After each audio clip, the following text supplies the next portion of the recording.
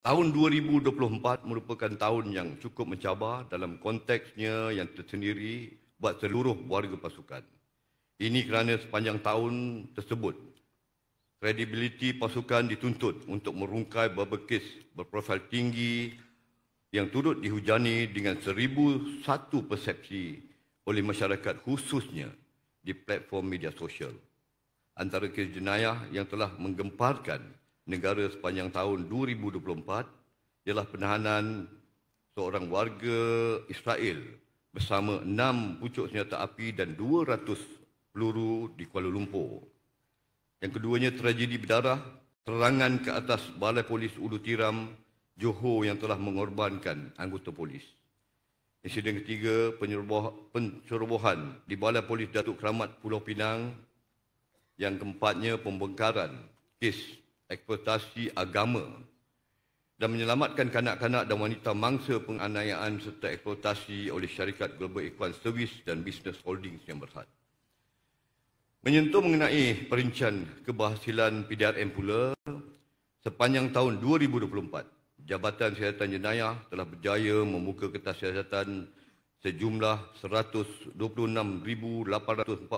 kes dengan peratusan penyelesaian melebihi 84%, yang menunjukkan bahawa setiap 10 kes, 8 kes akan berjaya diselesaikan. Sementara itu, Jabatan Siasatan Jenayah Narkotik berjaya menumpaskan sejumlah 245 sindiket dadah dan menahan seramai 750 orang dengan nilai rampasan keseluruhan melebihi RM388 juta. Seterusnya, dalam menangani jenayah cyber, PDRM menerusi Jabatan Siasatan Jenayah Komersial berjaya menyelesaikan kes-kes penipuan dalam talian, melibatkan kerugian berjumlah RM1.57 bilion.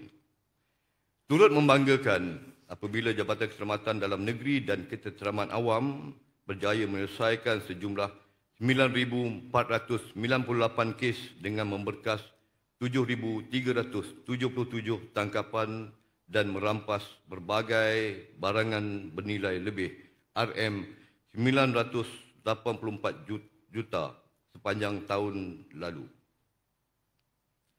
Menerusi Jabatan Siasatan dan juga Penguasaan Trafik pula, PDRM telah mengeluarkan sejumlah 4.9 juta saman, iaitu peningkatan sebanyak 55% dengan nilai kutipan keseluruhan kompaun saman berjumlah RM299 juta.